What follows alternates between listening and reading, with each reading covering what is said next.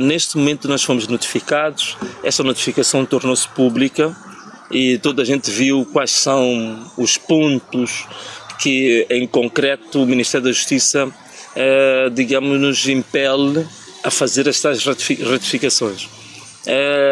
Há muitos detalhes de ordem técnico-jurídico, para dizer a verdade, que podiam levar um debate interminável, mas em termos concretos, em termos práticos, nós submetemos, digamos assim, um ofício que responde às solicitações feitas pelo Ministério da Justiça e muito proximamente nós vamos aparecer em público, creio eu, sou uma pessoa de muita fé, creio eu que vamos aparecer em público a responder o grande anseio que as pessoas têm, porque as pessoas querem uma instituição política onde podem gravitar todas as suas ideias, posições e continuarmos essa luta pela liberdade de expressão, pela democracia, essa luta contínua pelos mais desfavorecidos, aquilo que eu acabei sendo cognominado ao longo do tempo, sermos a voz dos que não têm voz.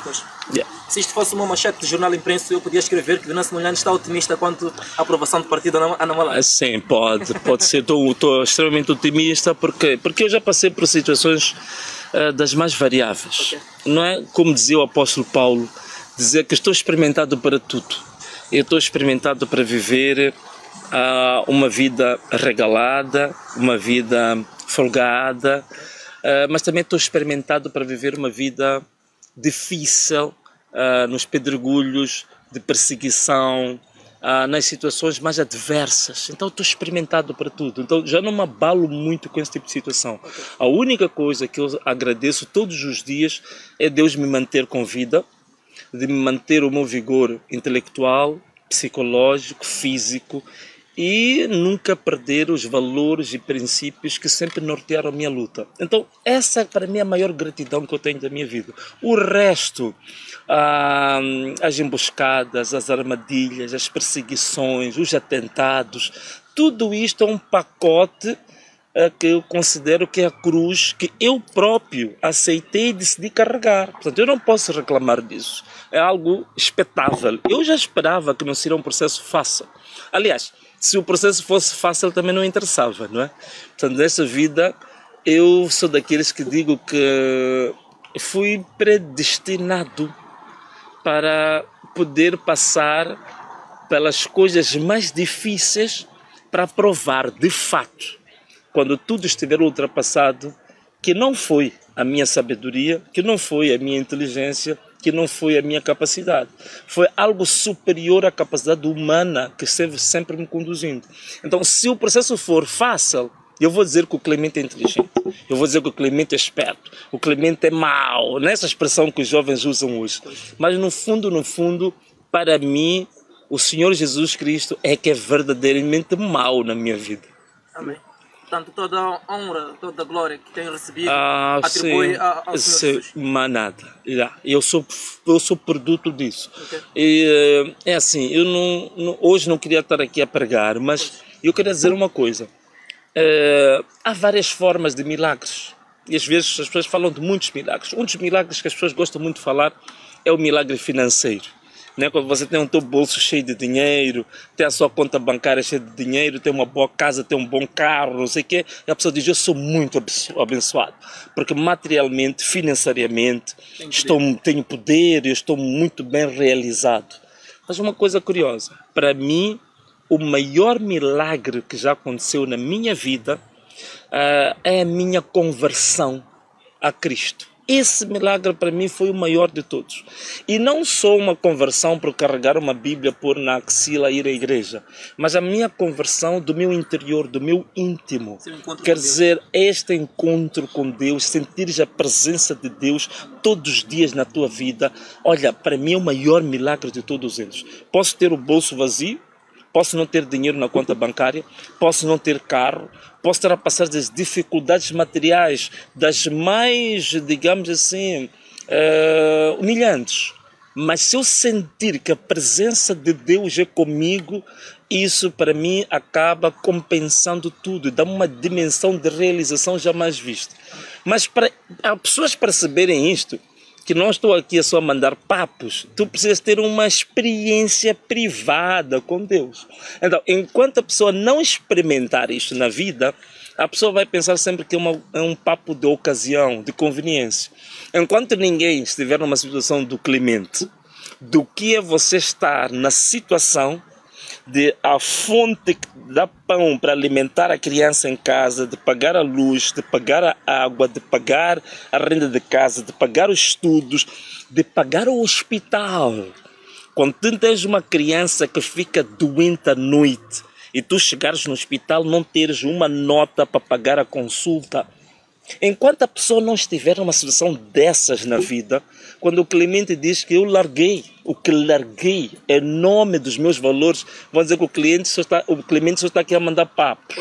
Mas tu tens que estar nessa situação, perceber, passar por isso, sentir na pele o que é realmente você estar zerado, o que é você realmente não ter nenhuma fonte alternativa de sobrevivência. Das crianças, por exemplo. Exatamente. Só quando a pessoa estiver nessa condição é que eu digo que está habilitada a julgar o Clemente.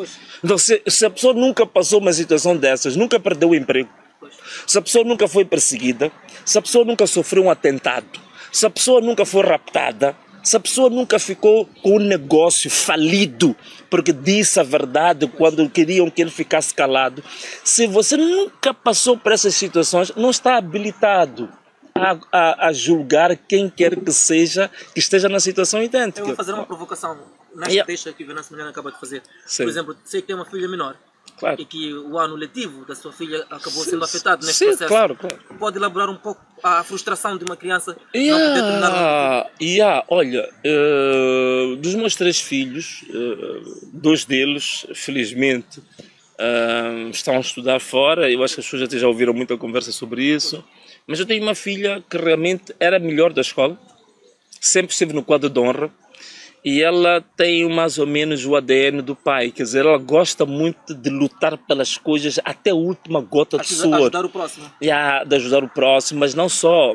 Quando ela se dedica a alguma coisa, dedica-se a fundo. Okay. Quando é para estudar, ela estuda a fundo. Okay. Quando é para treinar, ela treina a fundo. Quando é para tocar piano, ela treina até ao máximo que pode. Certo. Então ela, ao longo de toda a vida, sempre foi a melhor da escola, sempre esteve no quadro de honra, sempre foi a chefe de turma, sempre foi escolhida como exemplo, não sei o quê. Então, uma criança dessas, de repente, chega à altura das avaliações, ela não pode fazer as avaliações. Chega à altura dos exames, não pode fazer os exames. Chega à altura das comemorações da escola, onde se distribuem os diplomas, ela só está a ver pela internet, escondida, com o pai, a andar pelo mundo todo, atravessando fronteiras com medo, e a ouvir que o pai foi atentado ontem, o pai escapou ontem, voltou para casa, não se sabe como. É uma coisa tremenda, Claro, quando a gente vê um público, eu não venho aqui de lágrimas, a chorar e rebolar perante as pessoas, mas você não imagina a dor de um pai saber que a filha perdeu o ano, a filha não pode estar com os amigos, onde ela sempre se destacou pelo empenho, pelo esforço que fazia, pela entrega que fazia, pelos projetos que ela tinha. Ela gosta muito de artesanato, ela faz muitas peças artísticas, tudo isto tu bloqueares numa criança por causa de um projeto nacional, por causa de um projeto político, social, de defender pessoas pobres, de pessoas vulneráveis. É dramático, é doloroso. Então, é isto. Mas, graças a Deus, eu quando sentia dor dentro de mim, ia ter com a minha filha, ela assistir os amigos a receberem diplomas, os amigos na escola em comemorações, eu sentia ela triste, eu me aproximava, ela dizia: mami, pai, não se preocupe, eu entendo essa luta. Eu vou aguentar, vamos até o fim. Menor que é, conseguia fortalecer o pai? Conseguia fortalecer. A minha filha consegue me fortalecer. Okay. Um dos meus filhos também, muito forte, que está fora, também esse fortalecer. A minha esposa é a mais forte da família. Minha esposa é muito mais corajosa do que eu. Essa tem uma coragem ilimitada. A gente tem dito até que a coragem dela transborda, não é? Não se consegue conter em nenhuma garrafa, nenhum... Eu gosto muito desta vertente familiar que o Venâncio Milhano permitiu-me entrar. Okay. O Venâncio acaba de relatar como é que a filha se sentiu neste processo e como conseguiu fortalecer o pai. Mas eu pergunto, o pai desta criança não chegou a chorar neste momento de perceber que a filha está longe? Claro.